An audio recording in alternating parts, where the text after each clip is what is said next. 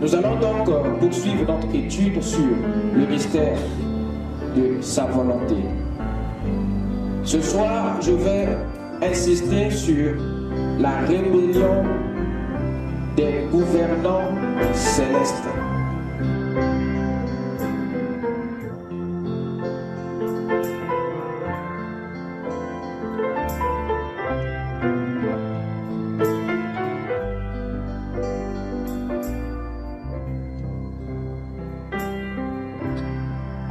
Que le Seigneur vous bénisse. Amen. Nous remercions le Seigneur pour la grâce qu'il nous a accordée d'être comptés parmi les vivants aujourd'hui. Amen. Sans plus tarder, nous allons nous lever pour lire les Saintes Écritures.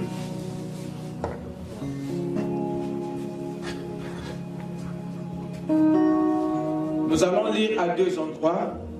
D'abord dans Éphésiens 6, le verset 12. Ensuite, nous lirons dans Colossiens chapitre 1, le verset 16.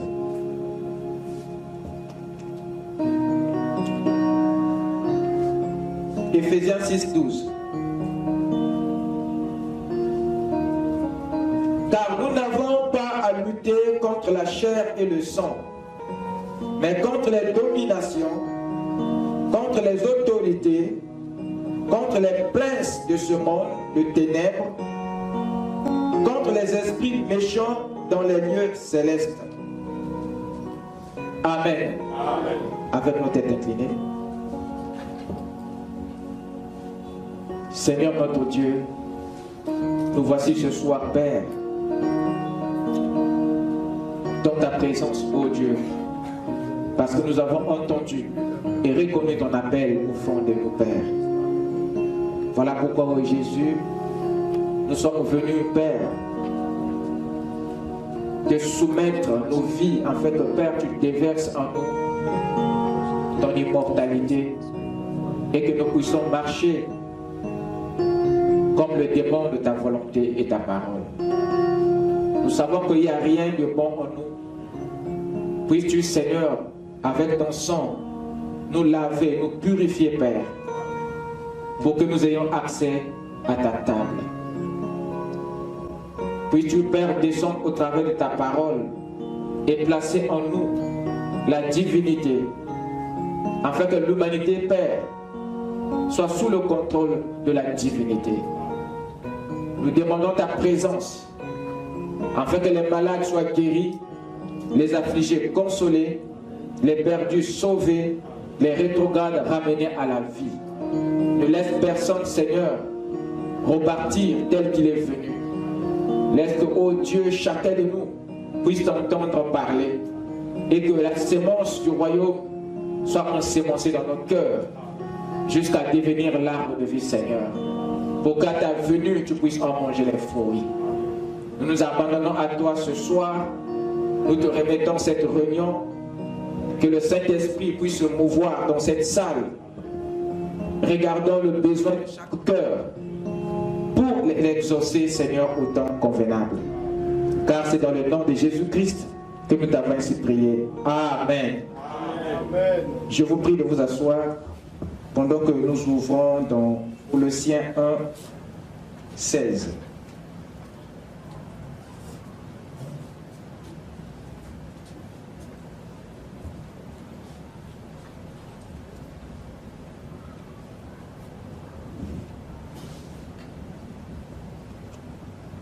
Car en lui ont été créées toutes les choses qui sont dans les cieux et sur la terre, les visibles et les invisibles, les trônes, les dignités, les dominations, les autorités. Tout a été créé par lui et pour lui. Amen. Amen. Que le Seigneur ajoute ses bénédictions à la lecture de sa parole. Amen. Ce soir, nous allons tourner autour de ces deux chapitres que nous venons de lire pour en tirer vraiment une compréhension parfaite. Nous allons donc poursuivre notre étude sur le mystère de sa volonté. Ce soir, je vais insister sur la rébellion des gouvernants célestes. La rébellion des gouvernants célestes.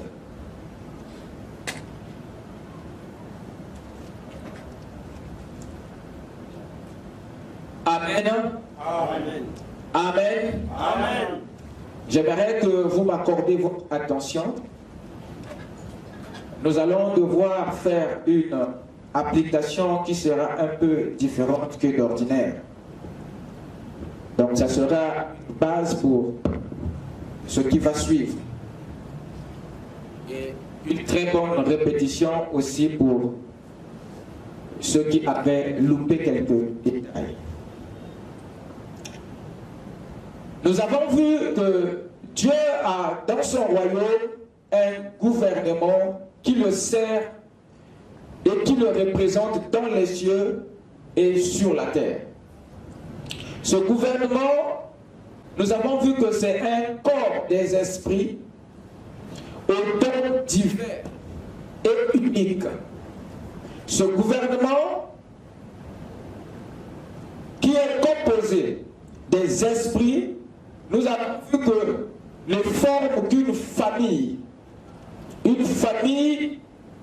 qui sert Dieu et qui le représente dans tout son royaume. Et chaque esprit de son gouvernement est un gouvernant. Pourquoi? Parce que il n'appartient pas seulement à la famille de Dieu ou au gouvernement de Dieu, mais parce que chaque esprit détient un don, une qualité unique en son genre, qui lui donne la maîtrise d'un secteur de vie, la maîtrise sur un domaine quelconque de la vie. Paul ici, si vous avez prêté attention, écoutez ce qu'il dit. Je reviens dans Colossiens 1, verset 16. Car en lui ont été créées toutes les choses qui sont dans les cieux et sur la terre, les visibles et les invisibles, les trônes, les dignités, les dominations, les autorités. Tout a été créé par lui et pour lui. Paul nous fait entendre ici qu'il y a des choses où, dans les cieux et sur la terre.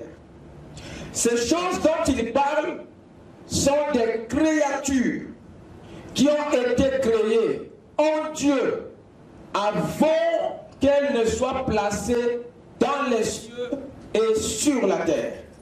Ce qui veut simplement dire qu'avant que Dieu ne crée quoi que ce soit dans les cieux et sur la terre, il les avait d'abord pensés dans son esprit. Amen. Il les avait tous dans son esprit. Amen. Il les avait tous dans sa pensée. Amen. Chaque esprit qui a vu le jour dans le temps à la création était dans la pensée de Dieu. Amen.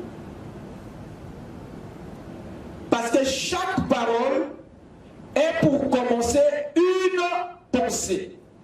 Il n'y a pas de parole si au préalable il n'y a pas d'abord une pensée. Et si Dieu a eu à exprimer quelque chose à la création, ça veut dire que cette chose était une pensée avant que cela soit une parole. Amen. Dans la création, il y a un processus que Dieu a respecté. D'abord, la pensée. Nous avons ici l'esprit dans laquelle il y a la pensée. Dieu a d'abord pensé. Et c'est dans la pensée ou c'est dans l'esprit que Dieu a conçu, que Dieu a pensé, que Dieu a imaginé l'objet qu'il veut. Dans son esprit, il a construit, il a conçu la sémence, la créature, la chose que son cœur désire. Une fois que l'esprit a conçu ici, pour que cela devienne réel ou manifeste, il faudrait que cette pensée connaisse une mutation. Aussi longtemps que la pensée reste pensée, il sera difficile que cette pensée puisse créer un équivalent physique. La pensée, c'est déjà le monde de l'invisible. Tout ce qui est pensé est esprit. Amen. Tout ce qui est pensé est invisible. Amen.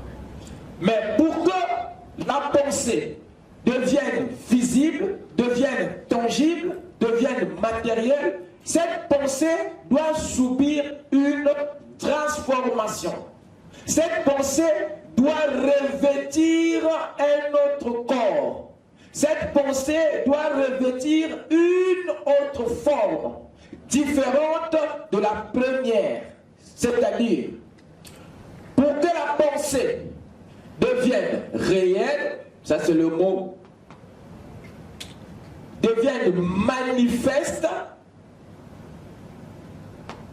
il faut que cette pensée devienne parole.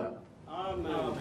La parole, c'est l'étape intermédiaire entre le monde de l'invisible et le monde visible. Amen. Et la parole est une forme que revêt la pensée. Il faut que tu donnes à ta pensée une forme, un corps, pour qu'il s'accomplisse et s'exécute dans le temps.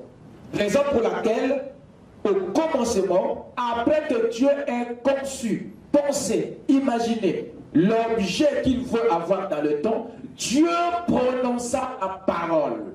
Amen, amen, amen. Que la lumière soit, parce que la lumière était dans sa pensée. Amen. Yes. La lumière ne peut pas apparaître si et seulement si cette pensée lumière ne devient pas parole. Une fois que Dieu déclare la parole, prononce la parole, alors cette parole voyage.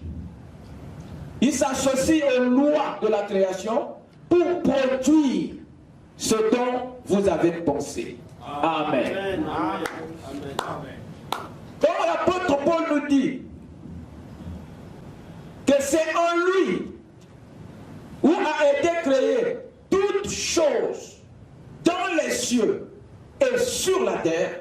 Il veut nous faire comprendre qu'avant que ces choses ne voient le jour, ne soient placées dans les cieux et sur la terre, ces choses étaient en lui, dans son esprit, dans sa pensée. Dieu est un être ordonné qui ne manifeste que ce qu'il désire.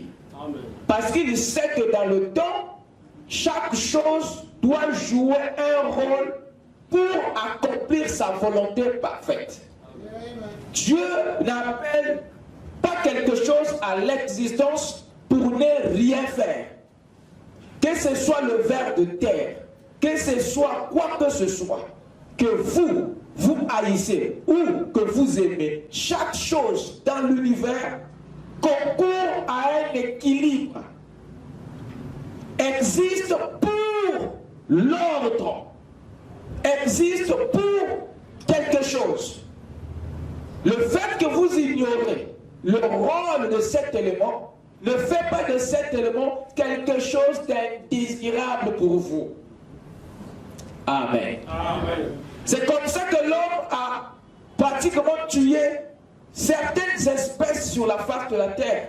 Et il s'est rendu compte plus tard qu'il maintenait l'ordre dans la nature. Amen. Et cela était déjà trop tard. Amen. Donc Dieu pense à ce qu'il veut avoir. Dieu pense à ce qu'il veut manifester.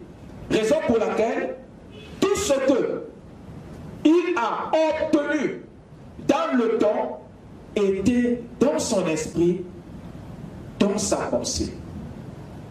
Nous avons donc les invisibles dans les cieux et les visibles sur la terre. Les anges sont les êtres que Dieu a rendus invisibles par la théophanie. Et les hommes sont les êtres que Dieu a rendus visibles par la chair. Alléluia. Qu'est-ce que je veux dire par là? La théophanie rend les anges invisibles à l'œil.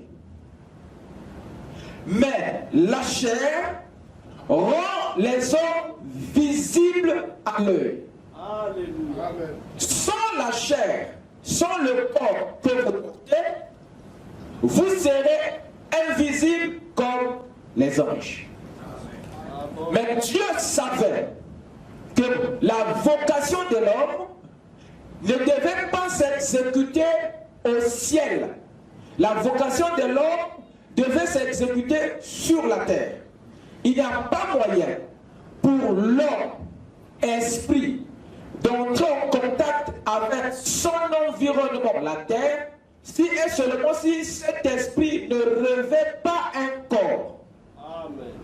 C'est pour accomplir sa vocation, celui de dominer la terre, celui de cultiver et de garder, que Dieu donna à cet esprit appelé homme un corps physique, ce qui le rend visible dans le monde visible. Alléluia.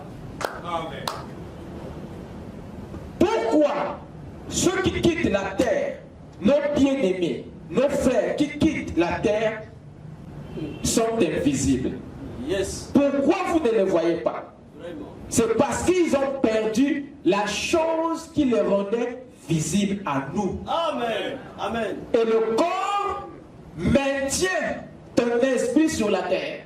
Le corps est un atout à ta vocation. Yes. Et sans le corps, tu n'as plus rien à faire dans cette dimension. Amen. Voilà pourquoi quand tu perds le corps, tu dois quitter la terre. Amen. Parce que tu deviens illégal. Alléluia. Est-ce que quelqu'un peut dire Amen? Amen. Amen. Tout ce que Dieu t'a ordonné de faire, tu ne peux que le faire aussi longtemps que tu es encore dans ce corps. Raison pour laquelle il ne faut pas perdre le temps. Nous devons tous être derrière notre vocation. Parce que la seule chose qui nous permettra de le faire, c'est le corps que nous avons. Amen. Raison pour laquelle vous devez prendre soin de ce corps si vous voulez achever votre mission dans le corps. Amen. Amen. Amen. Jésus a dit à la croix, tout est accompli. Qu'est-ce que cela voulait dire? Il avait 33 ans, mais il avait tout accompli. Ce qui revient à dire qu'il avait accompli toutes les courses de son répertoire. Tout ce que le Père lui avait chargé de faire, toutes les courses que le Père lui avait ordonné de faire sur la terre, Jésus les avait toutes faites. Voilà pourquoi il a dit, tout est accompli. C'est à notre tour d'accomplir nos courses. Tu as un agenda parce que tu es un livre et le nombre de pages sont numérotées, comptées. Amen. Chaque page est un jour que tu vis.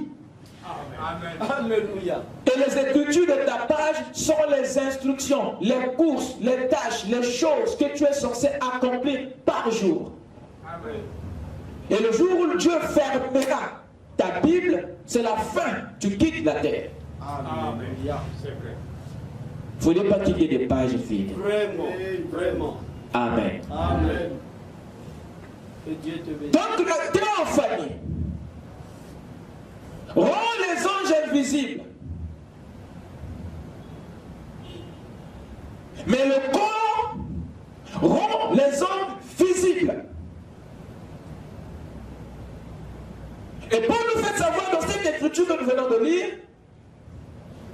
qu'il y a dans les visibles et les invisibles des trônes au pluriel,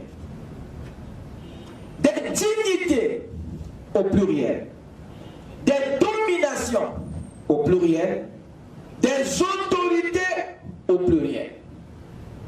Tout ce qu'il cite ici sont tous au pluriel.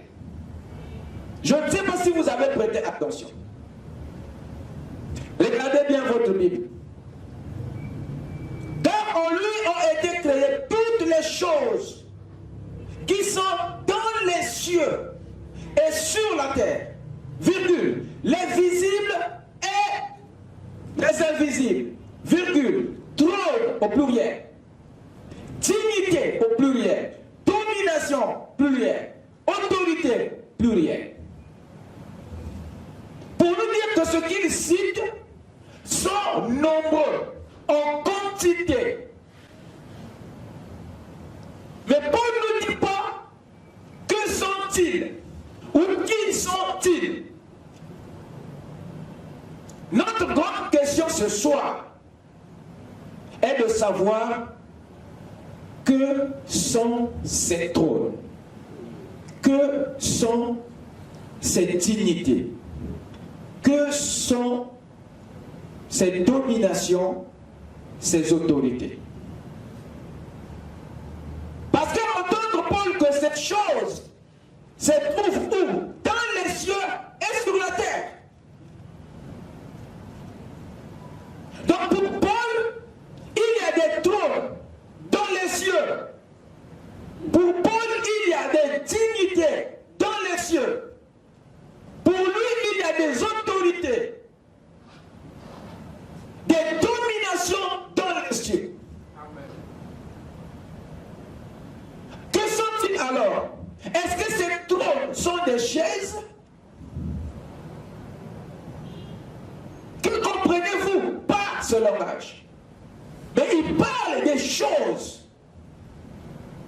Ce sont des créatures. Il s'agit là des habitants, ceux qui peuplent, les esprits qui peuplent les cieux, qui ont été bel et bien créés par notre Dieu. Amen. Amen. Nous avons vu qu'il y a dans les cieux 3 ordres hiérarchiques des anges.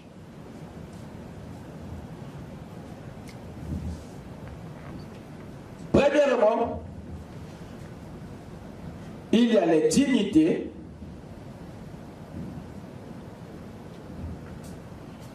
et les principautés.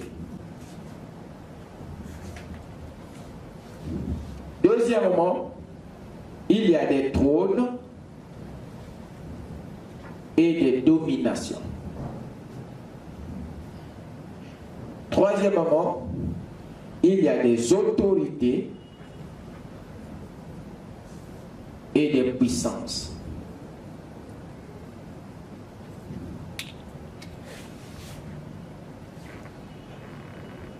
Les dignités et les principautés, c'est l'ordre des séraphins. Vous êtes avec moi? Amen.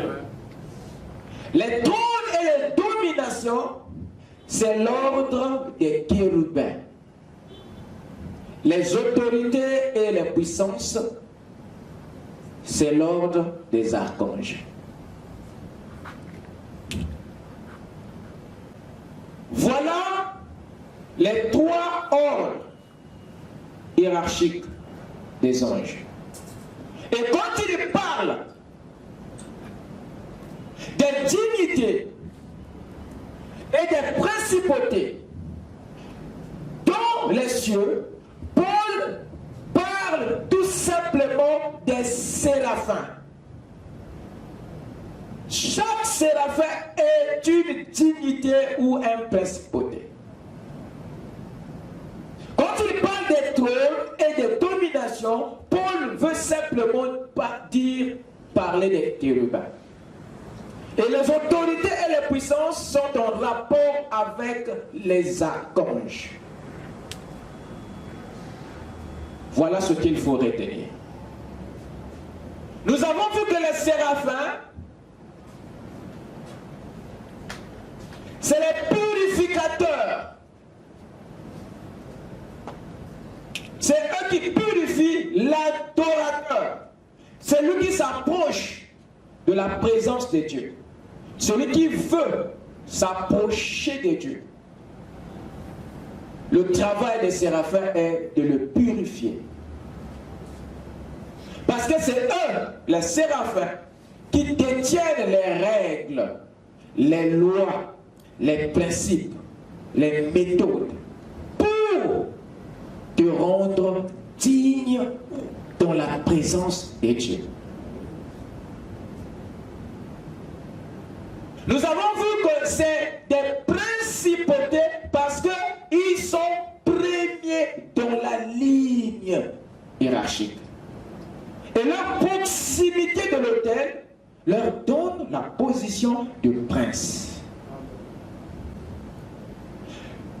Les séraphins sont ceux qui se couvrent le visage dans la présence de Dieu, alors qu'ils n'ont aucun péché. Ce sont les esprits riches en respect, car la dignité est en rapport avec le respect et la principauté est en rapport avec la position.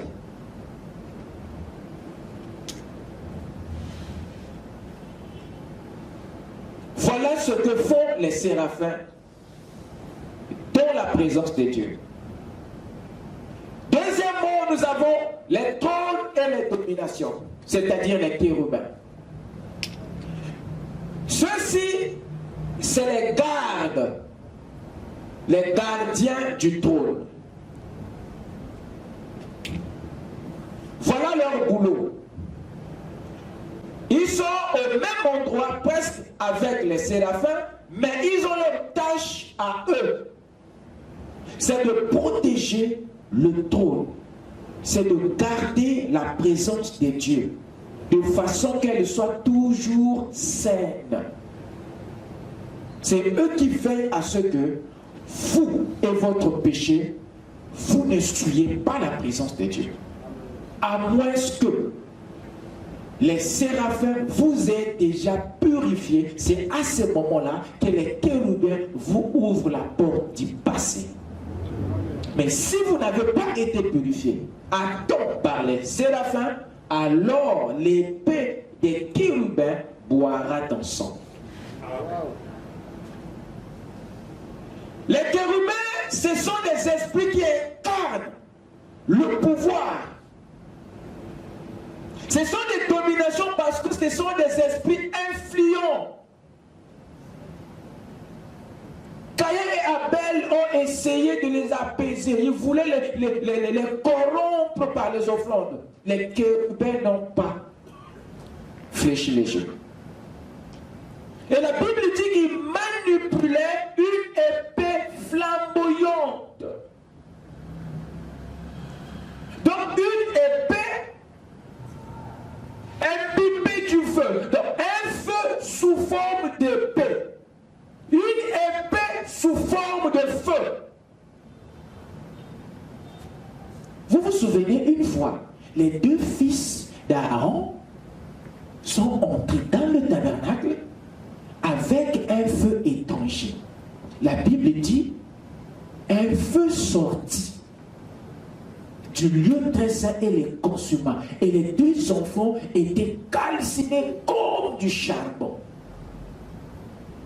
Et Dieu a dit à Moïse, dit à Aaron, de ne même pas faire couler une larme. Qui avait tué les deux fils d'Aaron? Ce n'était pas Dieu, c'était les chérubins. Parce qu'ils se sont approchés de la présence de Dieu avec un élément étranger. Ce qui déjà souillait la présence de Dieu, alors que les règles étaient quiconque s'approche Dieu doit observer les principes. Raison pour laquelle, quand vous voyez le tabernacle de Moïse, tous les rites, les histoires et tout, ce n'était pas une religion, c'était les principes pour s'approcher de Dieu. Amen. Mais l'Église catholique a pris tout ça et a transformé ça en religion. Quand vous voyez l'autel des reins, la cuve des reins, les chandeliers, l'autel des parfums, la table de proposition, c'est pas un rite.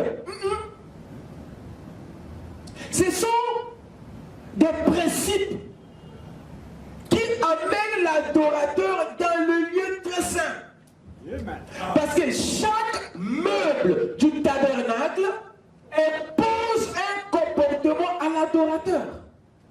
Votre comportement dans les parvis ne sera pas le même dans le lieu saint. Donc, chaque partie du tabernacle exigeait une conduite, une attitude, un comportement à celui qui s'approchait de Dieu. Amen. Amen. La Bible dit, vous êtes avec moi? Amen. La Bible dit qu'au nord, il y avait 3 tribus. Au sud, il y avait 3 tribus. À l'ouest, il y avait 3 tribus. À l'est, ici, il y avait 3 tribus. Ce n'est qu'autour du tabernacle où il y avait du monde. Mais pas dans le tabernacle. Qu'est-ce que cela voulait dire? Les 12 tribus qui étaient tout autour du tabernacle représentent le monde. Et quiconque quitte le monde pour entrer dans le corps mystique de Christ, le royaume, doit passer par une porte. Amen. Amen. Vous écoutez ça? Amen.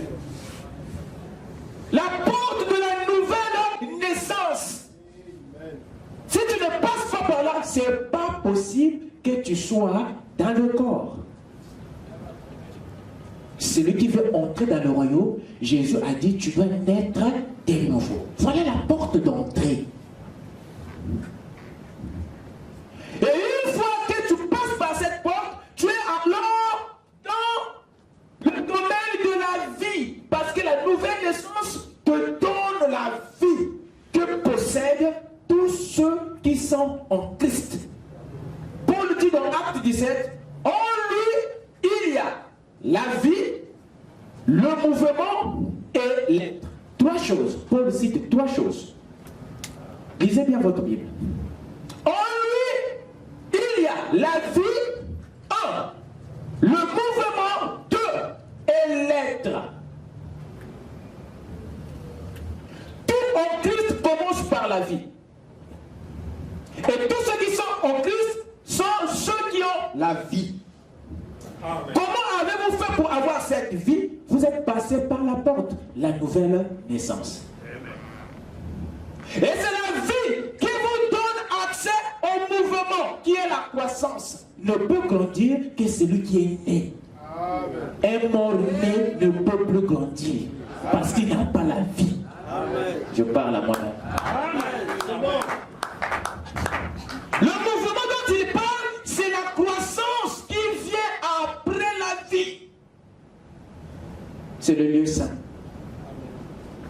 Et ensuite, il parle de l'être. Oui, ne peut que. La maturité est pour celui qui a grandi. L'être dont il parle ici, c'est la maturité, l'adoption, la dernière étape de la croissance. Vous croissez pour mûrir. Vous croissez pour la perfection. Alors celui qui passe par cette porte se retrouve dans les parvis. La première partie du corps de Christ. Donc cette partie de relation, parce que votre relation avec Dieu a 3 niveaux. Et vous voilà ici au premier degré de votre relation avec lui. Et quand vous entrez dans le parvis ici, dans le domaine de la vie, Dieu vous exige une conduite. Il y a ici un hôtel d'airain, vous avez ici une cuve d'airain où il y avait l'eau. Et les meubles de chaque partie du tabernacle, ce sont ces meubles qui vous dictent une conduite. Le sacrificateur qui est ici se comporte en fonction des éléments sacrés que Dieu a placés là. Tu n'as pas une autre conduite. Tu ne peux pas te comporter autrement à cet endroit, sinon en fonction de l'autel d'airain et de la cuve d'airain. Chaque partie du tabernacle a un comportement, exige une attitude, une conduite. Vous ne vous conduisez pas de la même manière à chaque fois que vous passez une étape. Conclusion, vous n'avez pas tous les mêmes alliances avec Dieu. Vous n'avez pas tous les mêmes degrés de relation avec le Seigneur. Il fut un temps où Jésus appelait ses disciples, ses serviteurs, mais après il leur appelait ses amis. Il dit, vous n'êtes plus mes serviteurs, mais vous êtes mes amis. Pourquoi? Parce que la qualité de la relation avait changé.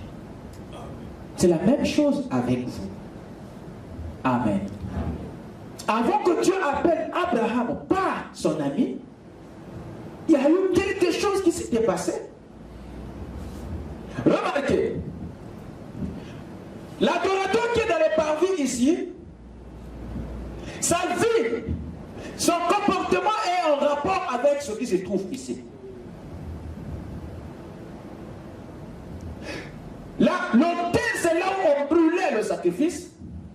La cuve, c'est là où on lavait le sacrifice. Avant d'offrir, l'agneau était d'abord nettoyé. Le croyant qui a la vie, on le reconnaît par cet autel et cette cuve. La cuve te garde toujours propre. Et l'autel te maintient humble. Amen. Amen. Amen. Parce que celui dans le mois est brûlé sur cet autel de feu n'a plus de pile. Il y a des gens ici qui ont encore leur pile. On doit l'arracher et passer cela au feu. Amen. Amen. Amen. Il y a des gens que le feu doit consumer. Amen. Amen. Amen. L'humilité et la pureté caractérisent ceux qui ont la vie, ceux qui sont dans la première partie du corps. Mais ce n'est pas tout. Dieu te donne la vie pour le mouvement. Il te donne la vie pour la croissance. Ce n'est pas pour que tu restes l'autre dans cette humilité et dans cette pureté. Sinon tu en feras une religion. Voilà pourquoi le christianisme a fait de la croix la fête du processus, alors que ce n'est que le début du processus. Amen. Amen. La mort de Christ à la croix n'est pas la fin de toutes choses. Frère Branham dit, il n'avait pas terminé. Même quand il est mort à la croix, il n'avait pas terminé. Il devait continuer le travail après sa résurrection. Amen. Dites Amen. L'intercession et la médiation. Il a fait ça quand? Pas après la croix. Donc la croix n'était pas la fin en soi. C'était une partie du programme. Mais ce n'était pas la fin du programme. Quelqu'un m'écoute? Amen. Donc si tu fais de la sanctification, tu fais de ton humilité la pierre de fête, tu es à côté de la plaque. Tu deviens un religieux. Raison pour laquelle il faut mouver. Il faut avancer. Voilà pourquoi il nous appelle tous dans le lieu saint. Parce que dans le lieu saint ici, c'est là où notre relation avec Dieu grandit. Parce que ici, il nous exige d'autres comportements. Il nous exige une autre attitude, plus supérieure à celle que nous avons quand on était dans la première partie de notre relation. Or, tout ceci ne sont que des principes, des lois qui nous rapprochent de lui parce que lui est dans le lieu très saint. Il veut un contact direct. Dieu ne veut plus d'intermédiaire dans le lieu très saint. Mais pourquoi tu puisses avoir cette relation directe avec lui, il faudrait que tu observes cette conduite. Alors, ce que la religion a transformé en rituel, en cérémonie, tout ça, c'était que des principes pour purifier et introduire l'adorateur dans une relation parfaite avec son Créateur. Amen. Amen. Amen. Amen. Je reviens sur les chérubins. Donc, eux, ils protègent la présence de Dieu, le lieu très saint. Voilà pourquoi ils étaient ici, dans le lieu très saint, représentés sous forme de statues.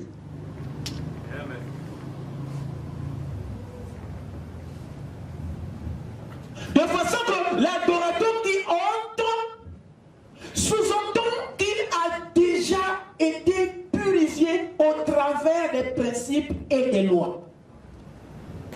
Lorsque les deux fils d'Aaron ont manqué un principe, ils étaient déjà impurs. Et l'épée des chérubins les a consumés. Et on a eu des funérailles ce jour-là. Alors, Adam, quand il a vu que le Père a placé les chérubins, il n'a même pas voulu essayer. Il a dit à ses enfants, vous voyez les gars là? Oui. Ils nous ressemblent, non? Oui. Il dit que, mais ce n'est pas des hommes. Comment ça? Il dit, ce sont des esprits. Il dit, mais papa, je vois, il a une tête. Oui, mais ils ne sont pas humains. Ils font quoi là-bas? Il dit, ils nous empêchent de partir là où nous étions. Il dit, mais pourquoi? Il dit, on avait café. Ah bon? C'était quoi alors le problème? On avait mangé le fruit interdit. Caïn, quand il a entendu, oh, on avait mangé le fruit interdit. Ok, d'accord, ça veut dire que si on va lui offrir, son cœur va s'apaiser et le retour sera possible. C'est comme ça que Caïn est allé cueillir les papayes, les figues, les histoires. Il a fait histoire, il est venu. Dieu a refoulé. Mais comment ça? Amen. Le retour n'était pas possible. Cela n'a même pas déplacé les chérubins. Ils étaient là. C'était leur travail de garder l'environnement de Dieu pur. Lorsque Moïse s'est retrouvé dans la présence de Dieu, l'enfant lui a dit, mon gars, enlève tes souliers avant que tu ne meures. Là où tu te tiens là, c'est un endroit sacré. Pour te dire que non, il y a d'autres esprits que tu ne vois pas, mais qui sont avec moi. Ils veillent à ce que mon environnement soit toujours sain. Mon car, le mola ma papa. Si Moïse avait enlevé le chapeau à la place des souliers, l'histoire serait autrement. On aurait encore un autre sacrificateur à enterrer. Dites Amen. Amen. Souvenez-vous d'Osias qui s'est approché de l'autel pour offrir le parfum. Quand les sacrificateurs ont vu ça, ils ont crié. Fais, roi Koufi. Ils sont venus l'ont blâmé et dit,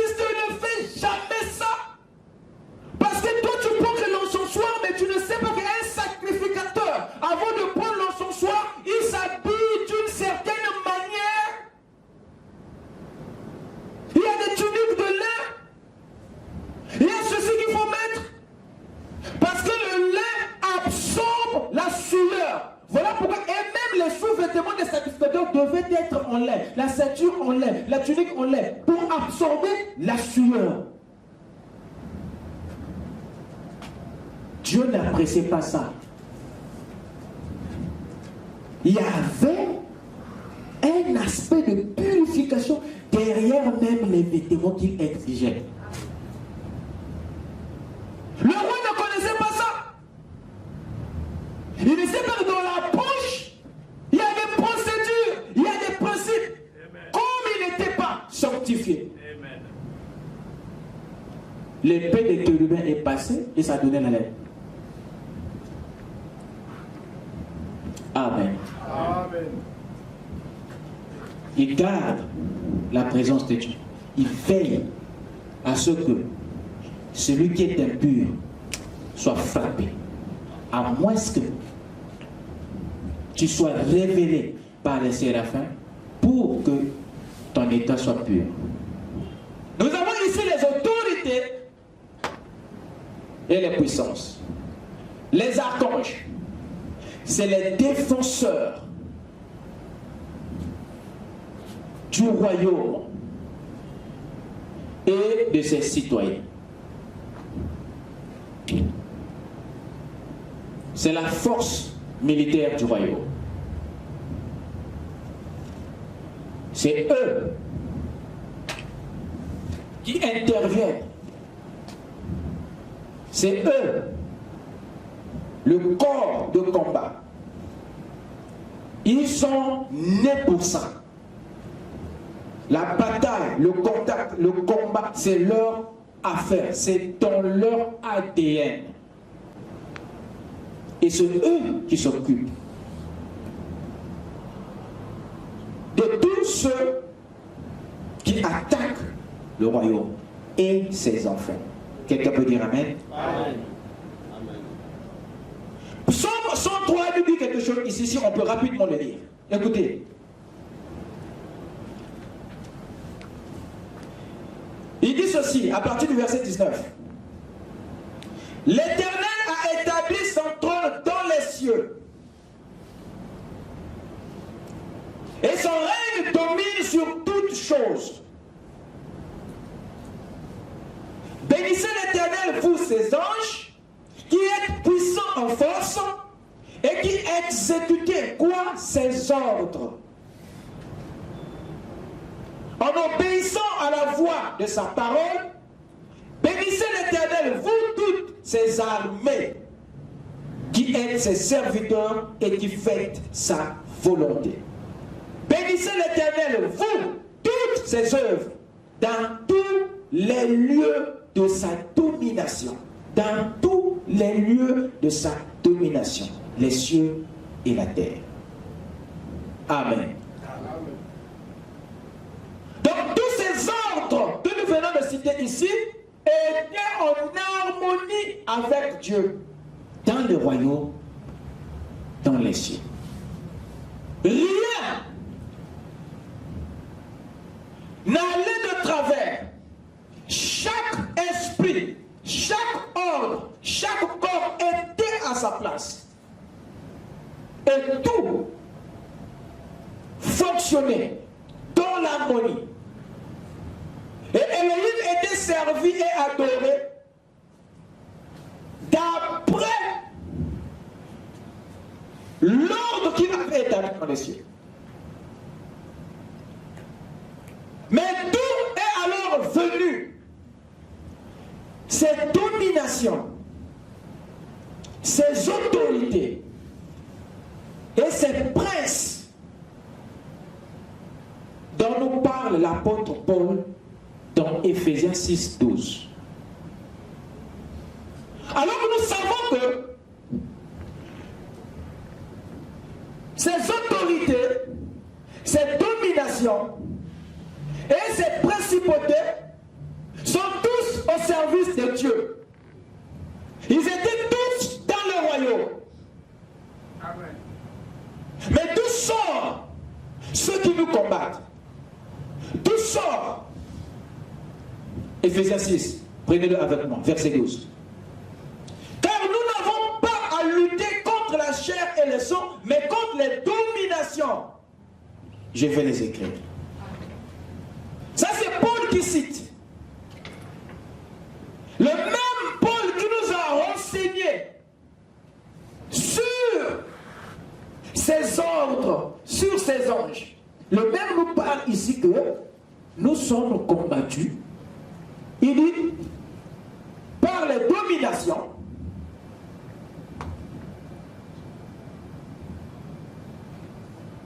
les autorités,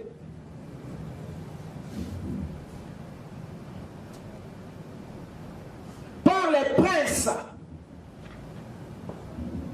Vous êtes avec moi? Amen. Les esprits méchants qui sont dans les lieux célestes. Remarquez. Prêtez attention sur les trois corps qu'il a cités. Il parle des dominations, il parle des autorités, il parle des princes.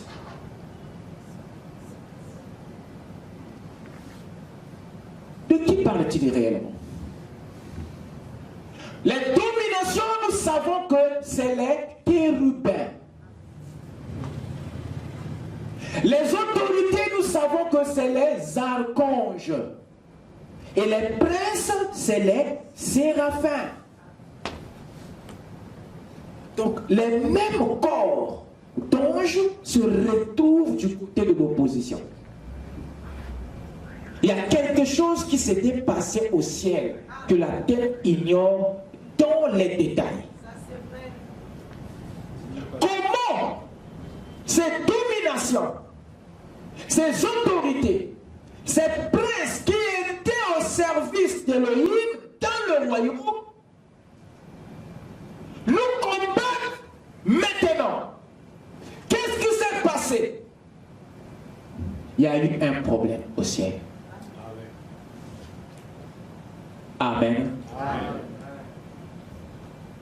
Essayons de voir ce qui s'était produit avant de partir. Vous m'accordez quelques minutes? Oui. Amen. Quelque chose s'était passé.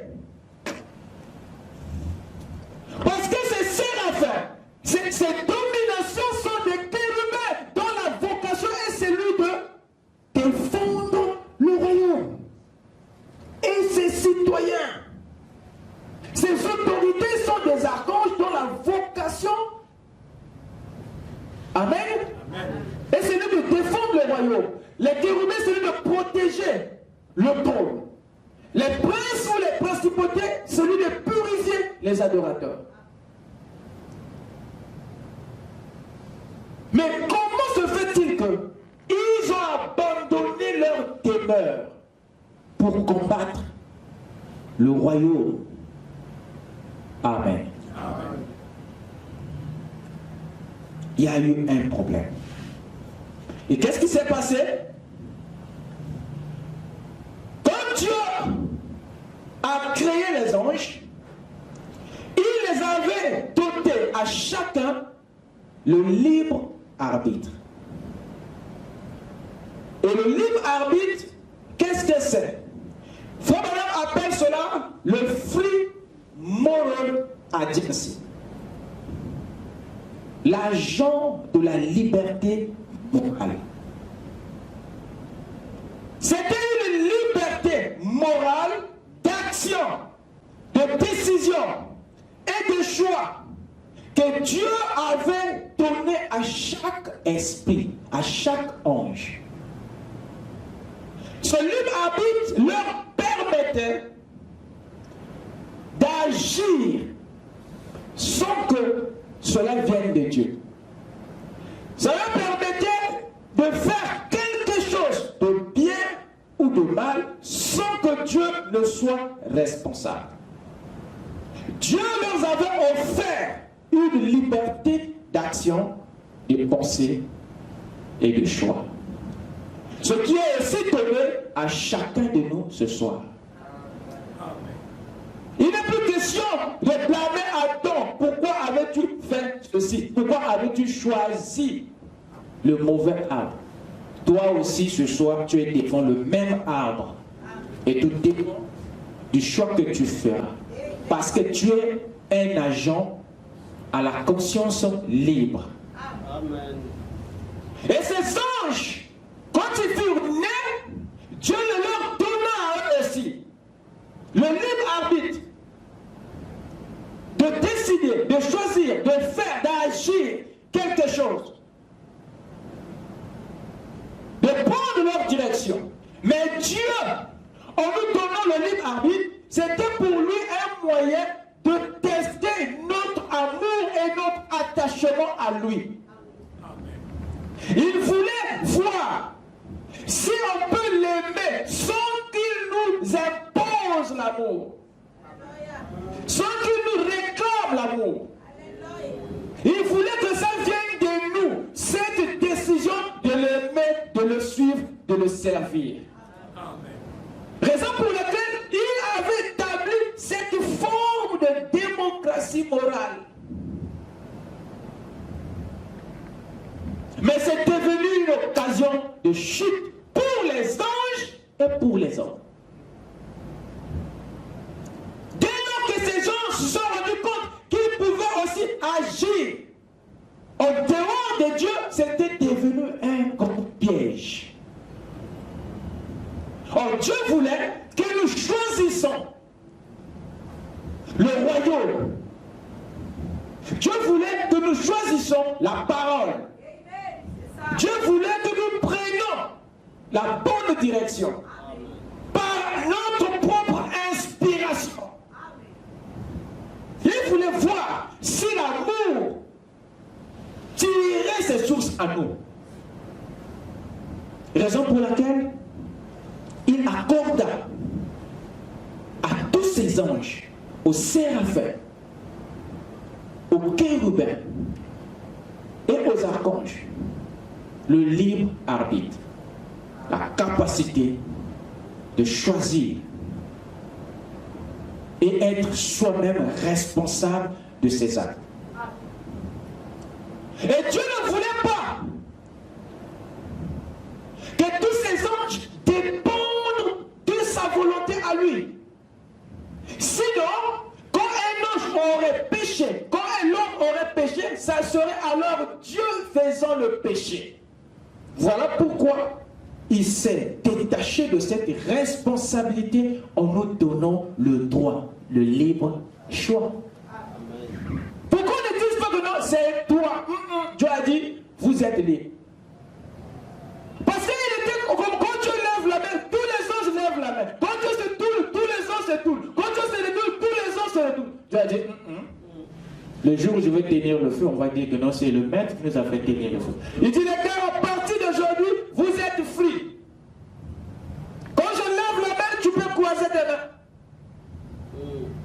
Dites amen. Amen. Pour qu'ils ne soient plus responsables. Ah, parce qu'il faut que tu lèves tes mains, ça doit même être par amour, par ta propre décision. C'était bon et bien, mais c'était aussi une grande occasion de chute. Quelqu'un peut dire amen? Amen. Alors il arriva qu'un ange, l'un des gouvernants de l'ordre des chérubins,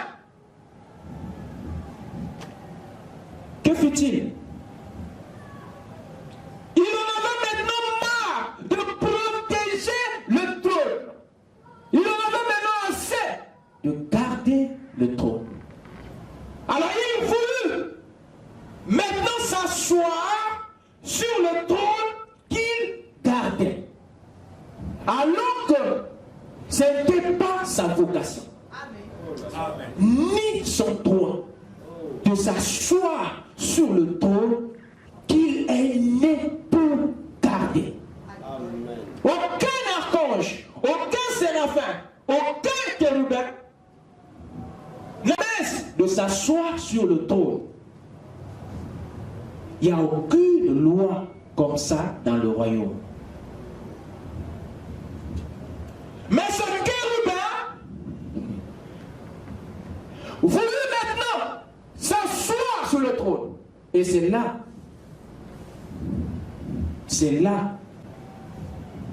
Et cette décision est venue du libre libre choix que Dieu avait déjà donné. Il voulait maintenant en profiter pour s'asseoir. Lisez avec moi dans Ézéchiel 28.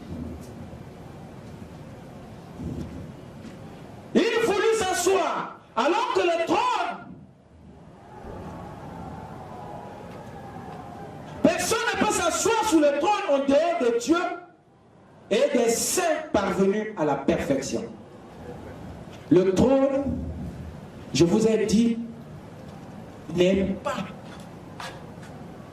le droit des anges. Ils ont reçu la vocation de le garder, mais pas de s'asseoir dessus. Pourquoi? Parce qu'il n'y a que Dieu et toi qui a la promesse de s'asseoir sur le trône. Alléluia. Amen. Parce que vous êtes les descendants de Dieu. Vous êtes les fils et les filles de Dieu. Dites Amen. Mais l'ange, c'est un serviteur. Il n'y a aucune écriture, aucune promesse dans la Bible qui donne le trône aux anges. Les chérubins sont appelés trône. Ce n'est pas parce qu'ils s'assoient sur le trône. Non. On les appelle trône parce qu'ils travaillent à côté du trône.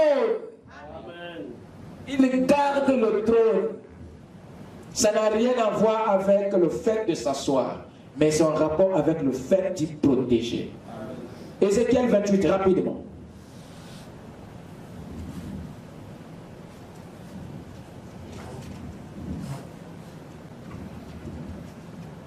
Écoutez ce que le Seigneur dit ici.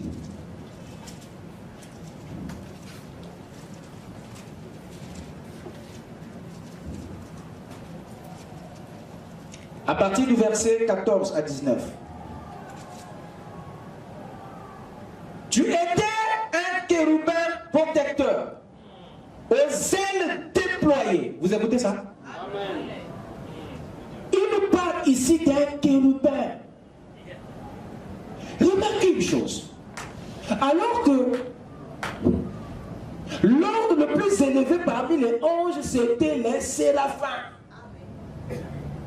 C'est eux qui étaient plus proches. Ça devait être eux, normalement, qui devaient avoir cette ambition. Mais c'est un chérubin. C'est même pas un séraphin. C'est un chérubin qui envisage cela. Vous comprenez pourquoi? Le trône et la domination. Ça faisait déjà des chérubins, des esprits influents dans le royaume. C'est eux qui incarnent le pouvoir de Dieu. Vous écoutez ça? Sa proximité du trône fait de lui un esprit compliqué. C'est pas étonnant qu'il soit tenté parce qu'il est à côté.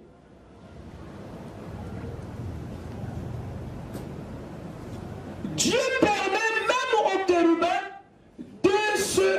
d'apparaître en son nom, de parler en son nom. Et c'est ce plaisir-là de représenter le roi. Ça leur donne un sentiment de piété à tel point qu'ils veulent s'approprier, ne veulent pas perdre ces sensations. Quelqu'un peut dire Amen? Amen. C'est un ange de la deuxième classe qui prend le pouvoir. Même pas un séraphin, c'est un chérubin. Ne minimisez pas les gens en fonction de leur catégorie. Il peut vous toyer. Vous allez voir un enfant humble, calme. Faites attention. Il peut tuer un Goliath. Vous écoutez ça? Amen.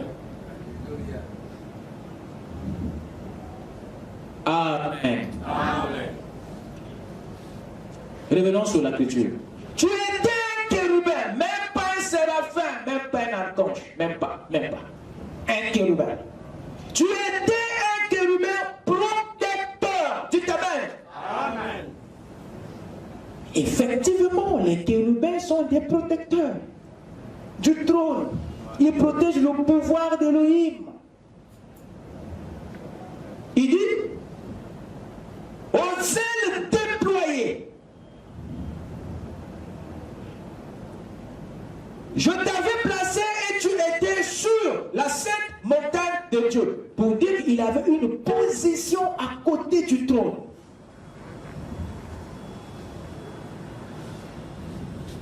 Tu marchais au milieu des pierres étincelantes. Vous écoutez ça? Ne voyez pas les pierres. Les pierres étincelantes sont des anges qui chacun a une couleur, une nature, un don unique en son genre. Pour dire que ce chérubin-là était un chef au milieu des chérubins. Voilà pourquoi il marchait au milieu des autres anges dotés des capacités, des dons divers. Il dit, tu marchais au milieu des pierres étincelantes. C'était un chef. Lui, il était au milieu. C'est un langage de la chefferie pour montrer le placement de ce chérubin. Tu as été intègre dans tes voies. Ça, c'est au début. Depuis le jour où tu fus créé, jusqu'à celui où l'iniquité a été trouvée chez toi. Dites Amen. Amen. Qu'est-ce qui a été trouvé dans ce chérubin? L'iniquité. L'iniquité. C'est un type de péché plus dangereux que l'adultère. L'iniquité, ce n'est pas n'importe quel péché. C'est le plus grave après le blasphème. L'iniquité. Et c'est ça qu'il faut trouver dans le cœur de ce chérubin. Qu'est-ce qu'est l'iniquité? Frère Madame dit, l'iniquité, c'est faire le mal quand tu sais faire le bien. Amen. Mon Dieu. Amen. Donc un péché prémédité. Amen. Donc il était conscient. Dans ce coup d'état, de préparer ce coup, il était vivant dans son cœur. Amen. Amen. Il étudiait Elohim au tableau. Il étudiait Michael au tableau. Il étudiait Gabriel au tableau. Un chérubin qui est dans la classe du milieu. Mais il méditait ça dans son cœur. Il savait ce qu'était la parole. Mais il en piétinait délibérément dans son âme. Amen. Pour nourrir ses passions cupides. Amen. Il est là, vous le voyez, humble, baraqué, un démon en naissance. Que Dieu te bénisse. Il dit jusqu'à ce que l'iniquité fut trouvée en toi. C'était au-dedans de lui. Et les autres ne voyaient pas ça. Même Michael ne voyait pas ça. Gabriel non plus. Parce que c'était en lui. Frère Madame dit, aussi longtemps que tu gardes un projet dans ton cœur, le diable ne peut pas savoir. Amen. Il l'a protégé. Pourquoi on ne lise pas, on ne sache pas? Mais il ne sait pas qu'il y a un esprit supérieur qui a créé les cœurs. Il a le droit d'ouvrir les fichiers de chaque cœur. Donc ce chérubin était là. Il méditait. Il priait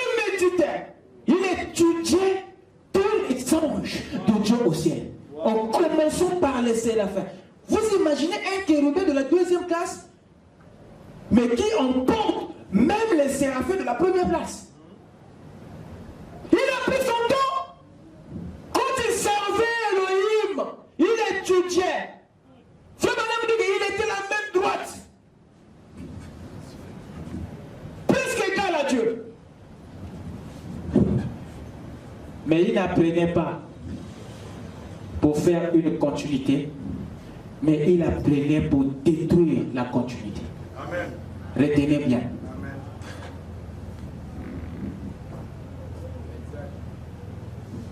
Que dit la Bible? Tu as été intègre dans tes voies. Au début, oui. Depuis le jour où tu fus créé, oui, monsieur. Jusqu'à celui où l'iniquité. Ils connaissent la parole, mais ils ne vont pas l'appliquer. Parce qu'ils savent que si on applique la parole, leur ego sera démoli. Ça, c'est vrai. Leur cœur, leur ego n'aura plus la place là. Ils ne vont pas être là où ils veulent être. Si on applique la parole, nous on ne sera plus.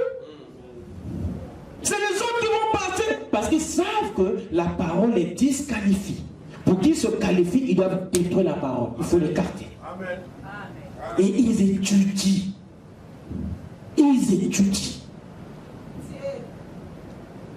Comment écraser les fidèles serviteurs, ceux qui méditent à la parole de Dieu, ils réfléchissent comment détruire le juste. Mais il y a un Dieu qui ne sommeille pas. Parce que le royaume est assis sur la justice. Dites Amen. Il ne savait pas. Quand il méditait tout ça, il ne savait pas qu'il y a des anges fidèles qui ne vont pas accepter les compromis.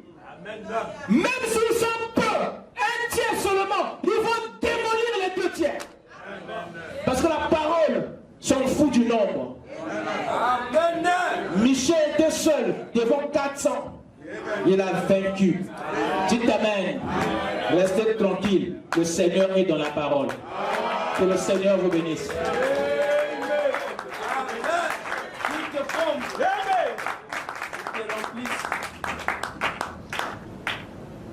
Jusqu'à celui où l'iniquité a été trouvée chez toi, par la grandeur de ton commerce, tu as été rempli de violence et tu as péché. Amen. Amen. Avant qu'il arrive au péché, avant que le péché soit visible, remarquez les étapes. Il a d'abord passé au commerce et ensuite il est passé à la violence. Et c'est le bébé qui est sorti. Le commerce dont il parle ici, c'est les compromis. Vous commencez déjà à déplacer les bornes que les anciens ont placées. C'est ça le business. C'est ça le commerce. Les échanges. Donc vous changez la parole écrite de Dieu par la parole d'un homme. Alors qu'il s'est bien dit que la parole d'un homme soit reconnue pour mensonge et celui de Dieu pour la vérité. Le fait vous arrachez, vous remplacez la parole d'un homme. À tel point que c'est l'homme maintenant qu'on croit et non Dieu. C'est ça le commerce. Et ce chérubin commençait à remplacer l'homme à la place de Dieu. Il commençait à montrer aux autres anges. Branham c'est un Dieu, hein? Est-ce que tu sais ça? Lys, c'est un 8e, est-ce que tu sais? Commencez à remplacer. C'est ça le commerce. Vous commencez à prendre une place qui n'est pas la vôtre. Vous commencez à mettre certaines personnes à une place qui n'est pas la leur. Après Branham, c'est moi. C'est dangereux. C'est le commerce. Cherche ta position, ne prends pas celle de l'autre. Où est ta position? Ceux qui prennent la position des autres, ce sont des autres errants. Ils n'ont pas une position. Voilà pourquoi il veut te tuer pour prendre ta place. Alléluia. Amen. Caïn croyait en tuant Abel, il allait prendre la place d'Abel. C'était une erreur. Il a échoué. Dites Amen. Amen. Et la deuxième chose, c'est la violence. Vous remarquez que ce genre de frères, si vous les coincez seulement dans un débat de la parole, vous commencez à sentir qu'ils commencent déjà à devenir méchants. Et c'est des intimidations, c'est des menaces. Il y a quelque chose qui ne va pas. Ça veut dire que non, il voulait te faire avaler le mensonge. Et quand tu résistes, alors la violence sort. Il y a des frères qui étaient sur le point de se battre pour la parole, alors qu'il a tort. L'écriture, et là on lui demande de faire produire une écriture. Il n'y en a pas. C'est le raisonnement. C'est le raisonnement. Où est la citation? Il n'y en a pas. Et il se fâche. On va où là? Dites amen. Amen. Lorsqu'un chérubin le résistait, cet ange devenait violent. Il dit, mais la violence, ce n'est pas envers le peuple du royaume. La violence est envers l'ennemi. Mais pourquoi tu t'acharnes contre moi? Alors que nous défendons, nous travaillons pour le même royaume. Non, vous ne travaillez pas pour le même royaume. Amen. Et c'est après la violence qu'on a compris maintenant, qu'on a vu le péché. On a su, ok, c'est vers la chair qu'il chevauche. C'est vers le trône qu'il s'en va. Il veut s'asseoir. Dites amen.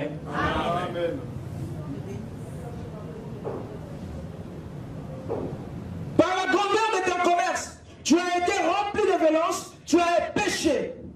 Je te précipite de la montagne de Dieu. Et je te fais disparaître, chérubin protecteur, du milieu des pierres étincelantes. Ton cœur s'est élevé à cause de ta beauté. Tu as corrompu ta sagesse par ton éclat. Je te jette par terre. Je te livre en spectacle au roi. Amen. Amen. Je vais terminer par cette citation de Frère Branham. Donc, question et réponse numéro 1 de 1964. Frère Branham dit ceci au paragraphe 172. Satan était l'ange le plus beau. Il était le chérubin qui couvrait de son ombre.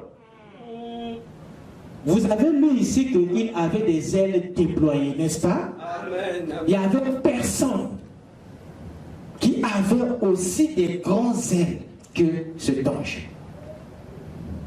Il n'y a pas un oiseau qui a aussi des si grandes ailes qu'un aigle. Il était impressionnant. Il était influent. Amen. Amen. Quand il apparaît, il prend toute la place pour lui seul. À tel point que vous, pour avoir une place, vous devez vous faufiler. Il ferme partout. Que vous ne passez pas. Là, le genre de protocole qui, voyez-vous. Il ne fait même pas que les autres, parce que quand il arrive, il déploie ses ailes pour ne pas laisser la place aux autres. Qu'est-ce que ça veut dire?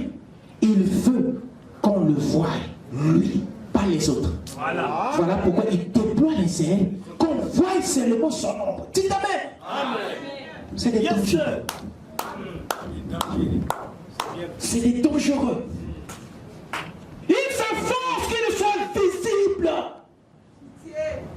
Et quand on le voit pas, il est malade.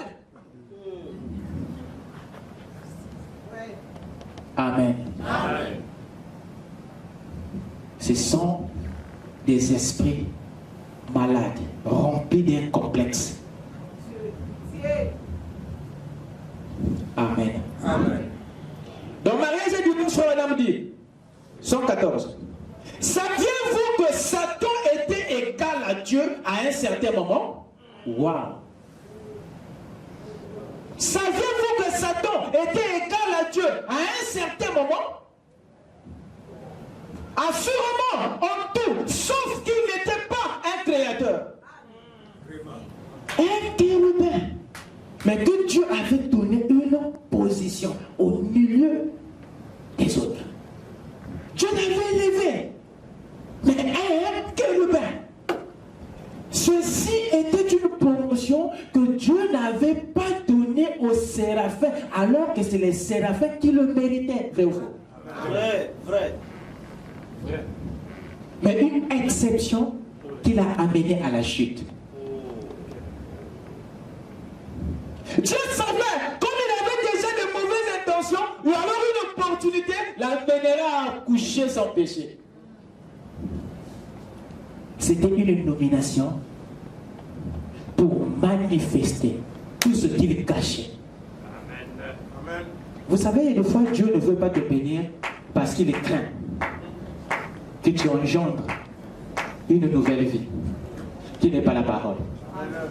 Voilà pourquoi des fois tu pleures. Ah Seigneur, donne-moi une promotion, donne-moi ceci. Ça tarde à venir. Dieu est en train de briser cette mauvaise sémence qui est dans ton cœur. Parce que si la bénédiction vient rencontrer cette mauvaise sémence, tu ne seras plus frère, tu ne seras plus sœur. Amen. Amen.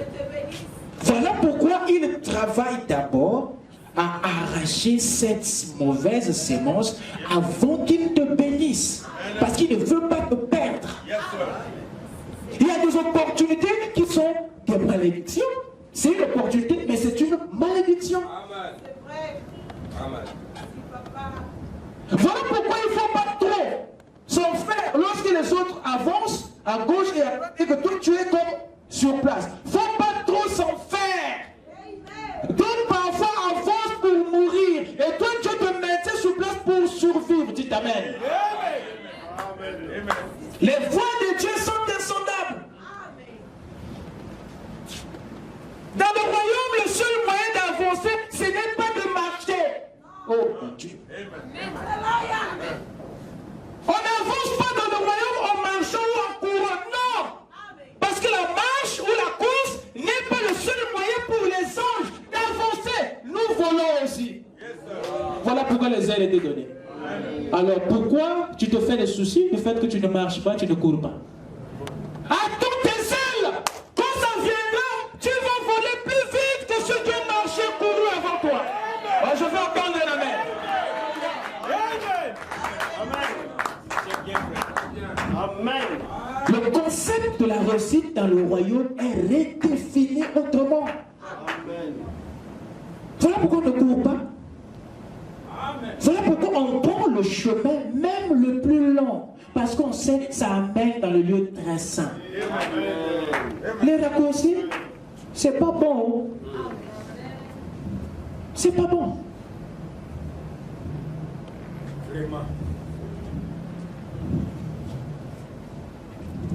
Saviez-vous que Satan était égal à Dieu à un certain moment? Assurément, en tout, sauf qu'il n'était pas un créateur. Il était tout. Il se tenait à la droite de Dieu, dans les cieux, le grand chérubin qui tenait la première place. Chérubin, mais il est à la place des séraphins. La première. Oh, tout le monde, je crois, tout mon corps pouvait l'envier. Mais Dieu savait que c'était une promotion de la chute. Alors si tu es un séraphin et tu te reconnais dans ton cœur, en réalité c'est ce que moi je méritais, et que c'est celui qui était en bas qui te dépasse, ne jalouse pas, qu'il ne soit pas trouvé en toi de l'amertume. Parfois Dieu te garde là pour une plus grande bénédiction. Que le Seigneur te bénisse.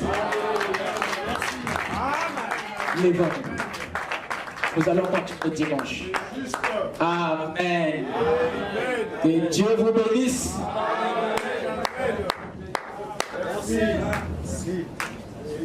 À qui est-ce que le Seigneur a parlé ce soir? Acclamons le Seigneur. Amen. Avec notre tête inclinée. Merci, merci Jésus. Merci, merci Jésus. Merci, merci Jésus de tout cœur. Alléluia. Merci, merci Jésus. Merci, merci Jésus. Merci, merci Jésus de tout cœur. J'étais perdu.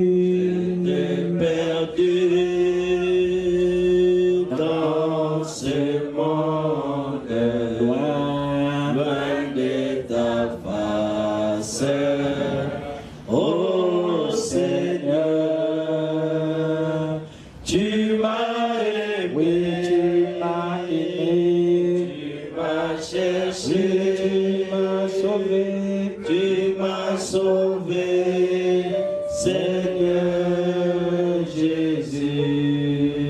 Nous te louons. Nous te louons Jésus. Nous te louons Jésus. Nous te louons Jésus de tout cœur. Alléluia. Nous te louons Jésus. Nous te louons Jésus. Nous te louons Jésus de tout cœur. Perdu. J'étais perdu dans ce monde. Loin de ta face, oh Jésus, tu m'as aimé, m'as cherché, m'as sauvé, Seigneur Jésus. S'il y a quelqu'un qui m'a sauvé, Quelqu'un qui sauve, s'il y a quelqu'un qui m'a sauvé, c'est Jésus. s'il y a quelqu'un qui m'a gardé, Quelqu'un qui garde, s'il y a quelqu'un qui m'a gardé, c'est Jésus. oh joie, joie, alléluia. Joie tous les jours, Oh Jésus, oh Jésus, il y a la joie tous les jours. viens de nous. Entrera dans le royaume de Jésus, c'est l'amour parfait. Entrera dans le royaume de Jésus. Rien de pur, Rien de plus n'entrera dans le royaume de Jésus. C'est l'amour parfait. N'entrera dans le royaume de Jésus. chanter l'amour. Amour, amour divin. Amour, amour, amour agapao. Et c'est vrai, Amour divin,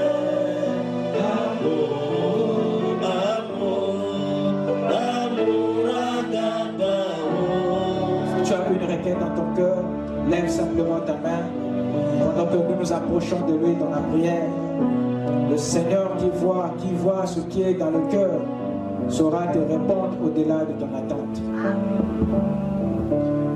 Seigneur notre Dieu, nos mains ce soir sont levées, Père, comme un seul homme, en signe d'élévation, en signe d'humilité par rapport à toi, Seigneur. Oh Dieu, tu es ici ce soir. Oh Dieu, laisse que Père en rentrant à la maison, que chacun voie déjà, Seigneur, sa réponse sur la table. Père béni, que ton armée céleste s'associe, Seigneur, à notre vie. Laisse que, oh Dieu, tous les envoûtements, Seigneur, soient consumés par le feu de ton armée. Que ta colonne de feu, l'ange de l'Éternel, soit au devant de la scène. Seigneur, enlève chaque mauvaise vie, Seigneur. Enlève chaque maladie, Seigneur. Enlève chaque envoûtement. Seigneur, place la victoire au milieu de nous. Accorde à chacun, Seigneur, oh Dieu, une vie victorieuse. Que chacun, Seigneur, puisse remporter les victoires dans les songes et dans les visions, Seigneur, dans la vie de tous les jours. Ne permets pas, Seigneur, que le mal nous domine. Mais laisse que, Seigneur, chacun se place au-dessus de la montagne. Oh Dieu, fais de chacun de nous des Zorobabel. Oh grande montagne, qui es-tu devant ce peuple? Seigneur, Dès maintenant que chacun dépouille son ennemi. Et laisse que Seigneur Dieu Tout-Puissant, la force du ciel soit donnée à chaque gouvernant terrestre. Dieu Tout-Puissant, nous nous remettons à toi, Seigneur. Nous croyons que tu es au milieu de nous. Raison pour laquelle, Seigneur, nous te remercions pour la guérison de nos maladies, Seigneur. Nous te remercions, Seigneur, pour chaque don que tu nous as donné. Nous te disons merci, Seigneur, d'avoir changé nos vies, Père. Merci de nous avoir remplis de ton esprit et de ta sagesse. Nous croyons que, Père, à partir de maintenant, notre vie va changer, Seigneur. Accorde-le, Père. Alors que nous rentrons dans ta présence, accompagne chacun de nous. Alors que nous le prions, Père, dans le nom puissant et parfait du Seigneur Jésus-Christ, notre gouverneur en chef. Amen. Amen. Que Dieu vous bénisse. Allez dans la paix du Seigneur. À nous revoir dimanche. Shalom. Amen.